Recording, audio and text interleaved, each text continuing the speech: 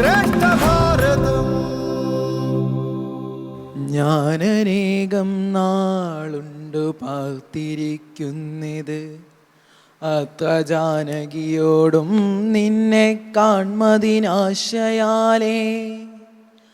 ആർജവബുദ്ധ്യാ ചിരം തപസാ ബഹുതരമാർജിച്ചേനല്ലോ പുണ്യം.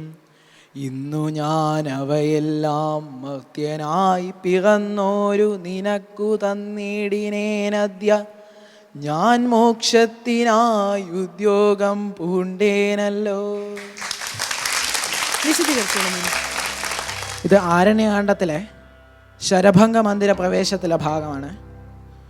ഇപ്പോൾ ശരഭംഗ മഹർഷി രാമനെ ഒരുപാട് നാളായി കാത്തിരിക്കുന്നതിൻ്റെ ആകാംക്ഷയും കണ്ടപ്പോഴുണ്ടായ സന്തോഷവും ഈ വരികളിൽ വ്യക്തമാണ്. മോക്ഷപ്രാപ്തിക്ക് വേണ്ടി ആഗ്രഹിക്കുന്ന ഒരു മഹർഷിയാണ് ശരഭംഗ. ഇപ്പോൾ ശരഭംഗൻ എന്ന് പറയുമ്പോൾ ശരത്തെ ഭംഗം ചെയ്തവൻ, അതായത് ശ്വാസത്തെ പിടിച്ചു നിർത്താൻ കഴിവുള്ള മഹർഷി ആയതുകൊണ്ടാണ് ശരഭംഗൻ എന്ന പേര് ലഭിച്ചത്.